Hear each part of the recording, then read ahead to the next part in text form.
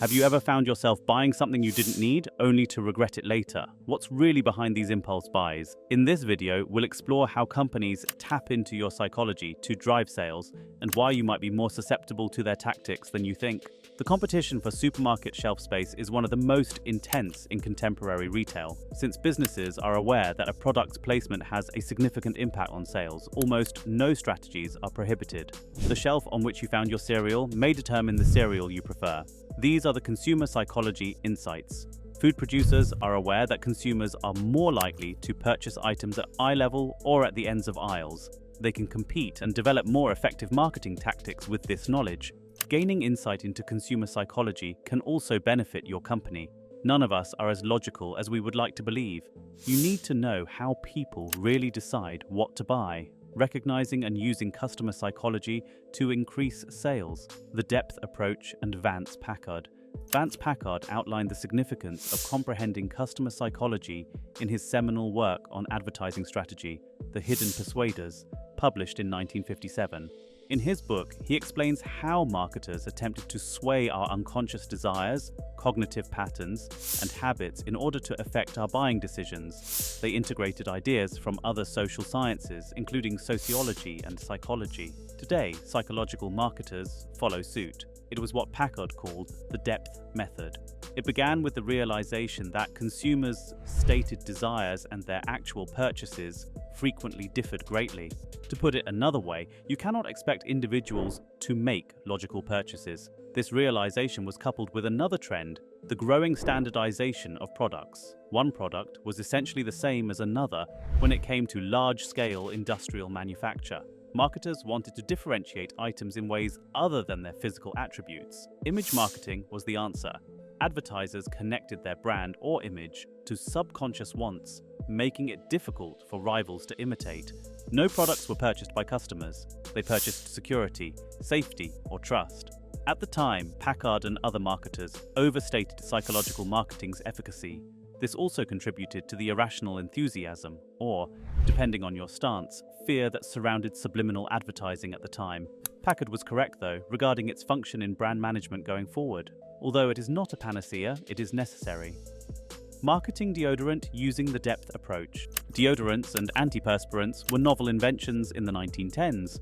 They had to be persuaded that they were necessary. Therefore, excessive perspiration was portrayed in advertising campaigns as a major social shame that no one would bring up. To put it another way, you might smell without even realizing it.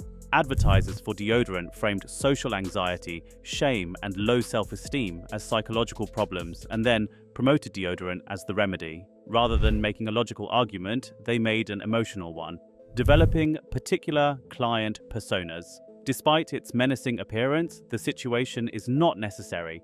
The notion is that knowing why customers buy your products is crucial to marketing. Knowing your clients is the first step. The best way is to create consumer personas. This is like drawing your ideal clients. They are who, they live where, they care about what.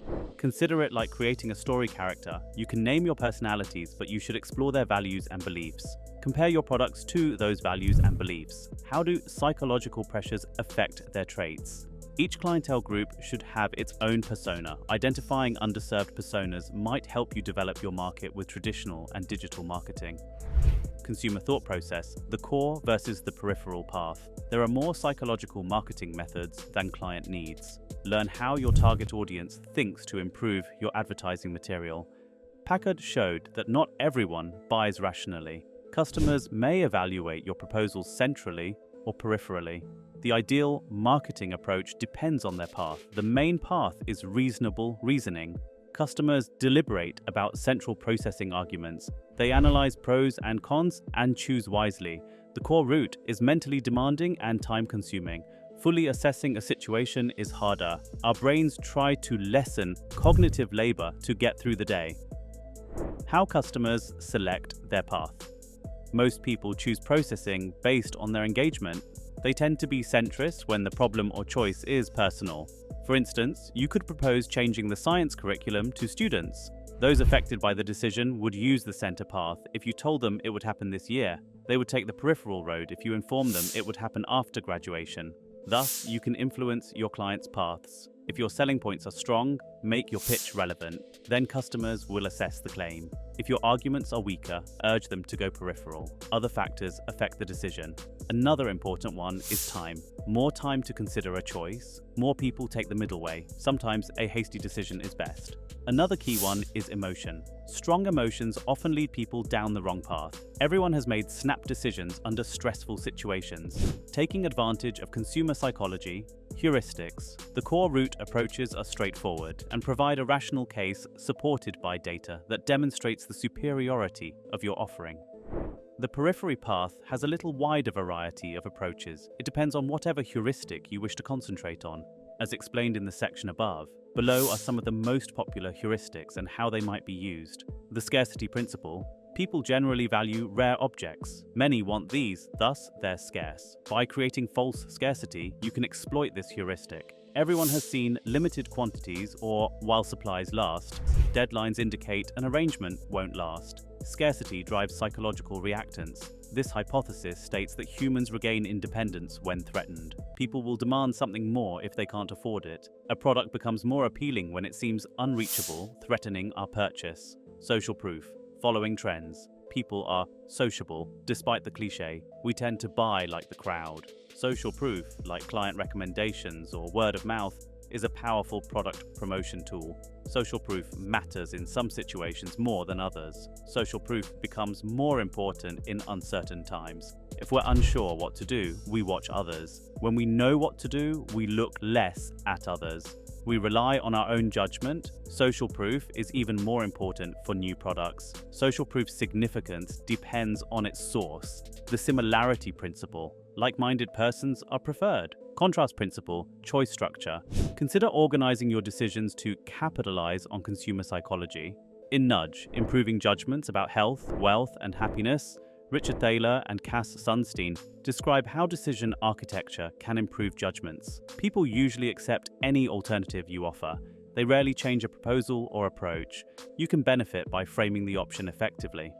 Using contrast is one method. People don't choose randomly. They compare that alternative to others. Selecting the right options can sway others. Companies constantly do this with their products. They usually make a regular model and a more expensive deluxe model. One of the numerous reasons is that the deluxe edition makes the regular version seem cheaper or insufficient, depending on the features.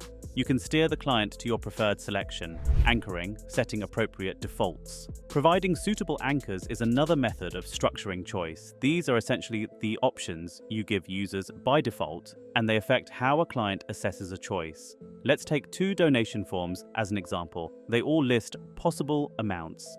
The following options are available on the first form: $5, $10, $20, $50. The following options are included in the second: $20, $50, $100, $150. Although this is a straightforward example, more donations would be received using the second form. Thankfully, you can provide your product with the support it needs to thrive if you comprehend consumer psychology.